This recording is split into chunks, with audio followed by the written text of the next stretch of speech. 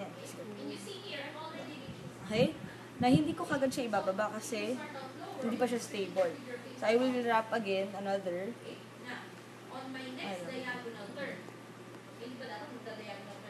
And then, tie it up again. Okay? At least yan, medyo secured na siya.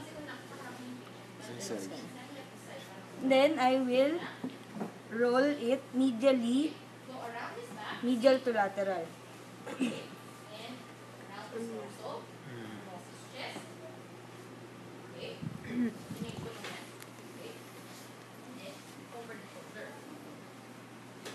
Okay, medial to lateral, pulling it again on this side.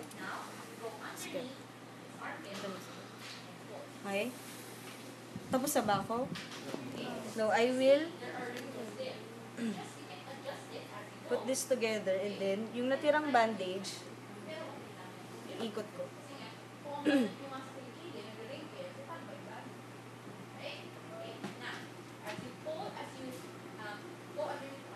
Usually, I will tie this up para secured siya. Kasi hindi siya abot dito. Usually, kung aabot siya dito, dito nyo siya secure, ita-tie up. Okay? Now, kailangan, when the patient walks with this one, hindi dapat matatanggal. Okay? Now, you could adjust this one. Kailangan nasa metatarsals area siya. Kasi kung nasa babang area siya, like the subtalar or talus, walang mangyayaring dorsiflexion. Okay? Sige, ilakad.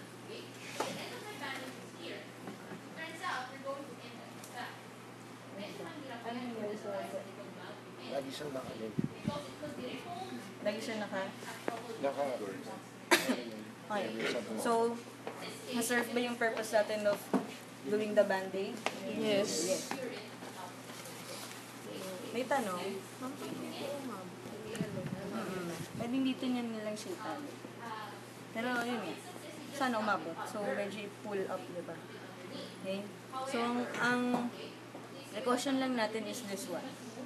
And then, yun nga, check for the nail bed of the patient. May questions? May questions?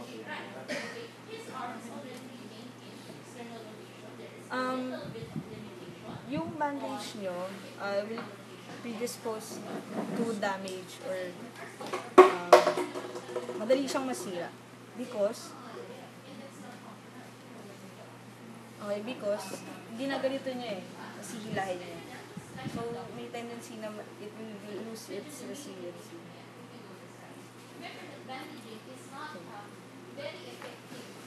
Okay, next naman would be stump bandaging.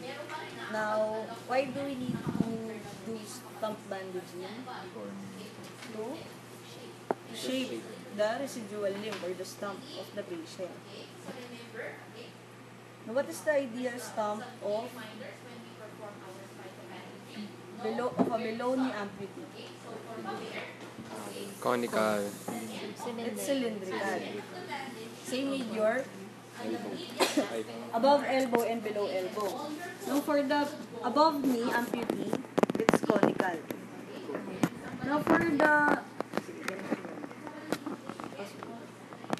Now, for example, ganito yung above elbow natin or below elbow natin.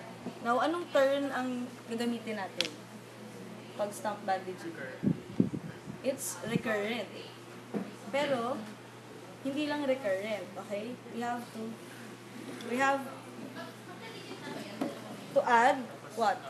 Figure of 8. Pag ganito, kailangan, pag recurrent, you have to stretch it. Why? If I do not stretch it, hindi siya magko-contour dun sa stump ng patient. Magkaka-dog ear siya.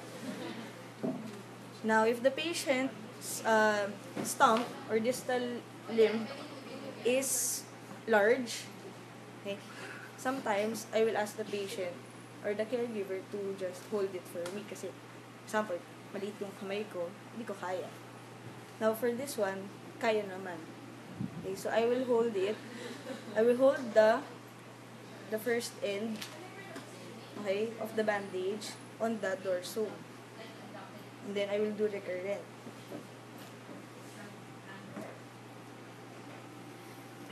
Tatakpan ko yung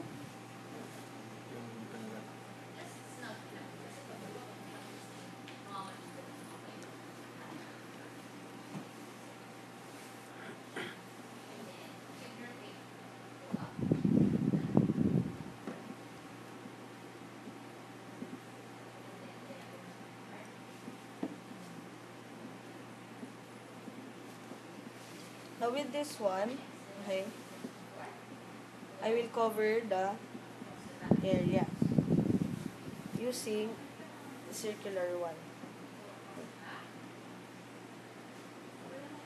Just to secure the area. Okay. Napansin nyo, nakadalawang roll ako dun sa recurrent kasi I want to secure the area. Pag dalawang roll, saka ko tinanggal yung fingers ko. Okay, and then I will do now figure of 8. Once na na-secure ko na yung area.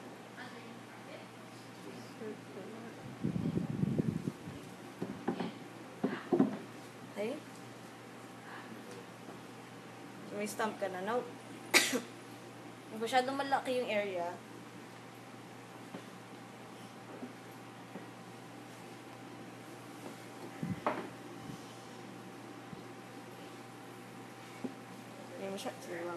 Masyadong malaki yung area. Kung hindi kaya nung ganito lang, pwedeng sa side muna.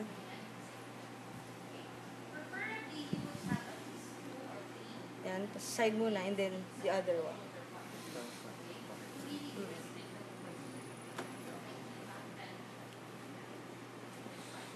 Okay, now for below knee, may question ba? Ang mahirap lang kasi is yung kung paano mo i-secure yung recurrent. Okay? Kung para hawakan, I'm using it's either a finger or 2 fingers. Sa ilalim, tapos yung thumb ko sa taas. Okay? Ayun yung pang-secure ko.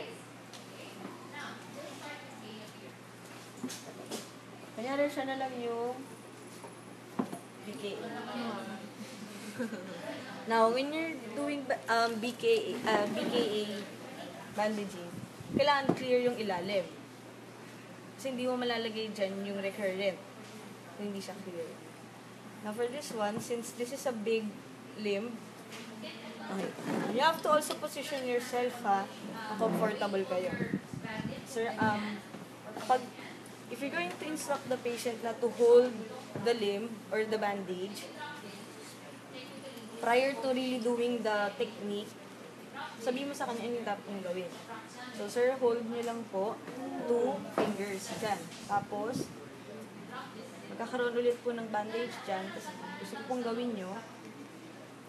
Okay? Ganon. Para hindi yung pag sa actual technique na, ikakagulo na. Okay? Yes, sir.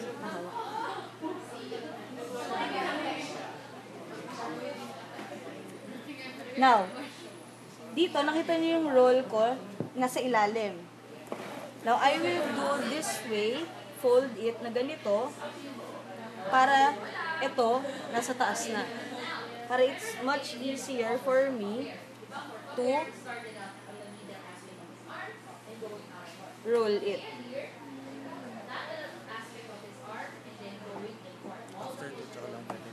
Oo. Yan. And then, I'll do figure of 8.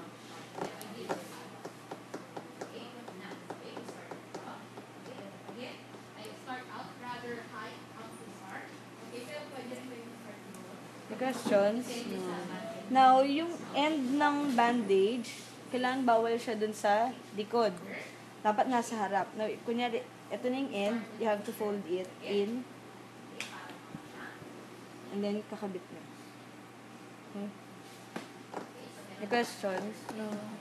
None. Okay. Next. or the last one is for the Above knee. above knee. Hindi siya pwede kasi this is cylindrical in shape. Usually, we use the elbow, tas i-flex lang.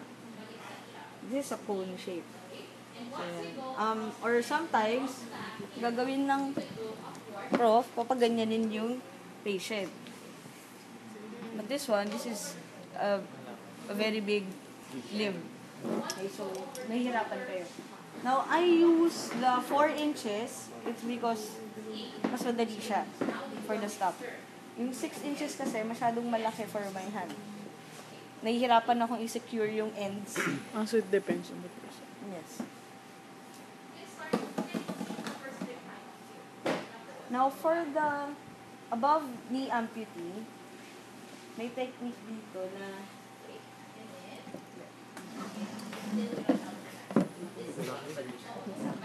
okay. Pag ganito kalaki, ay, minsan, gagawin mo, yung isang side muna. Isang side, and then, the other side. Para na-cover ko na yung buong stump. Now, I will fold, and then yung sa fold, I have to cover all the areas. Okay?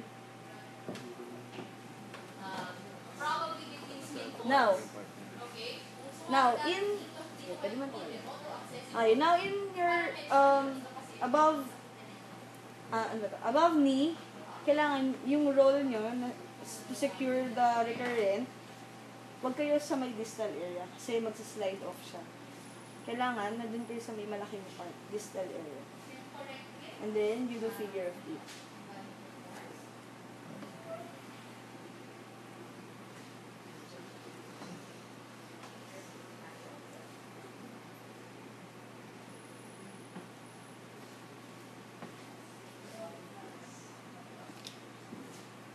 Okay? Any questions? Wala? Okay. Walang questions?